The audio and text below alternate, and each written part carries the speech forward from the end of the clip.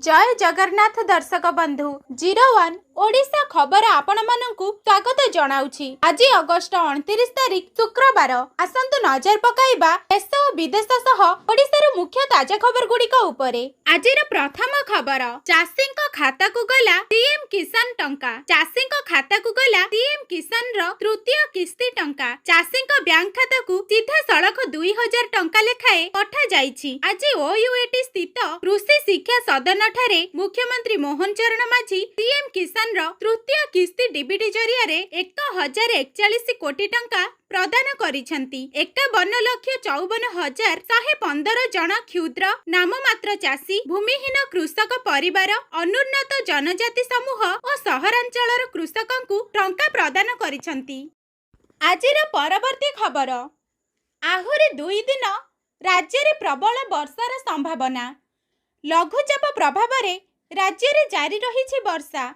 आहुरी 2 दिन वर्षिबा नहीं सूचना देइछंती पाणीपाग विभाग। आज सारा राज्य को बिजुली घड़घड़ी सह वर्षा नहीं येलो वार्निंग जारी होईछि। बंगोपसागर रे सदृश लघुचाप सक्रिय रही। यह धीरे धीरे उत्तर पश्चिम दिगरे गति करिवो। यह प्रभाव रे राज्य रे आहुरी 2 दिन वर्षा लागी रहिबो। परवर्ती खबर पवित्र नुआखाई अवसर रे राज्यवासी को शुभेच्छा जणाइले मुख्यमंत्री मोहन माझी। पवित्र नुआखाई अवसर रे राज्यवासी को शुभेच्छा जणाइले मुख्यमंत्री मोहन माझी। से कहिछंती समकु मोर नुआखाई जुहार। ओडिशार महान कृषिभित्तिक गणपर्व नुआखाईर शुभ अवसर रे समस्त राज्यवासी को अनेक अनेक शुभेच्छा और अभिनंदन। नजर पकांतु परवर्ती खबर उपरे। 2030 राज्य गोष्ठी क्रीड़ा बिड आवेदन पाई कैबिनेट मंजूरी। केंद्र सरकार 2030 राज्य गोष्ठी क्रीड़ा बा कॉमनवेल्थ गेम आयोजन पाई बिड आवेदन पाई कैबिनेट मंजूरी करिसेंती। प्रधानमंत्री नरेंद्र मोदी अध्यक्षतार अनुष्ठित कैबिनेट बैठक रे क्रीड़ा मंत्रालय पक्षरु एने आसीथिबा प्रस्ताव को अनुमोदन मिलिछि। बिड ग्रहण कले गुजरात सरकार को अनुदान और होस्ट कोलाबोरेशन चुक्ति स्वाक्षर पाई मध्य मंजूरी दिया जाइछि।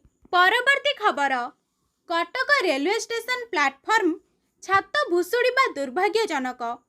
कटक रेलवे स्टेशन रो प्लाटफर्म 1 रे थिबा छात भुसुड़ी पड़िबा दुर्भाग्यजनक बोली बिजु जनता दल कहिछि। रेलवे विभाग और ठिका संस्थार दायित्वहीनता और सुरक्षा प्रति ध्यान न देबा फଳରେ एभली दुर्घटना घटिछि बोली बीजेडी कहिछि।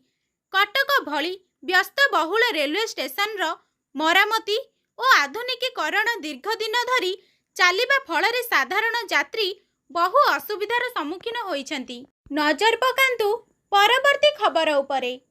भारत पाई स्वर्ण जितिले ओडिशा झियो विदुस्मिता भोई।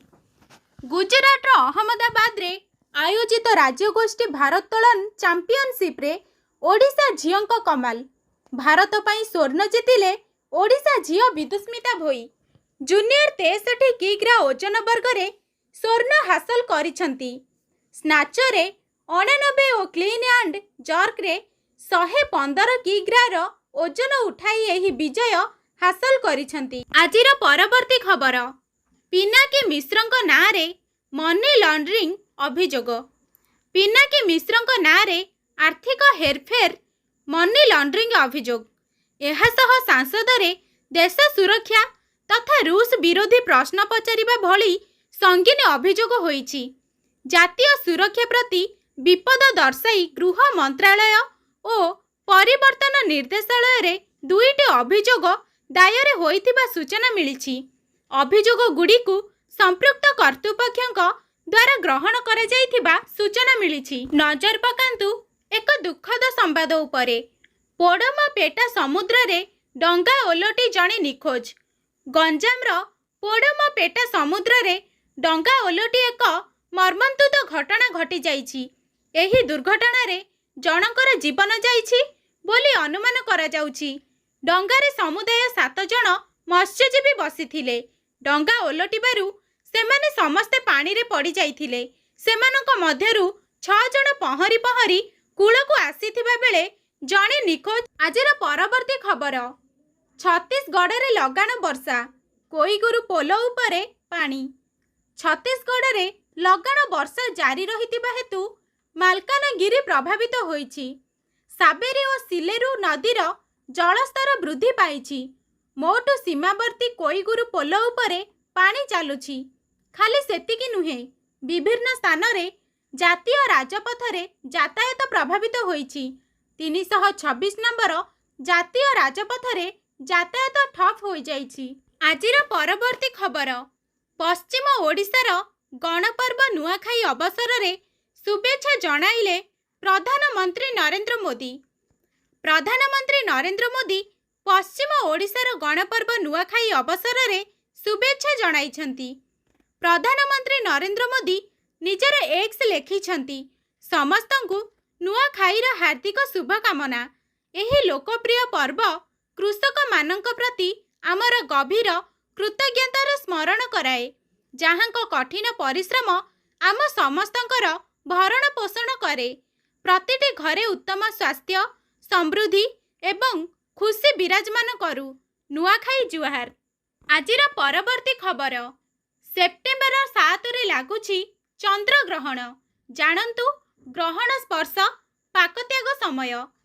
ସେପ୍ଟେମ୍ବର 7ରେ ବର୍ଷୀୟ ଦ୍ୱିତୀୟ ଓ ଶେଷ ଚନ୍ଦ୍ରଗ୍ରହଣ ଲାଗିବ।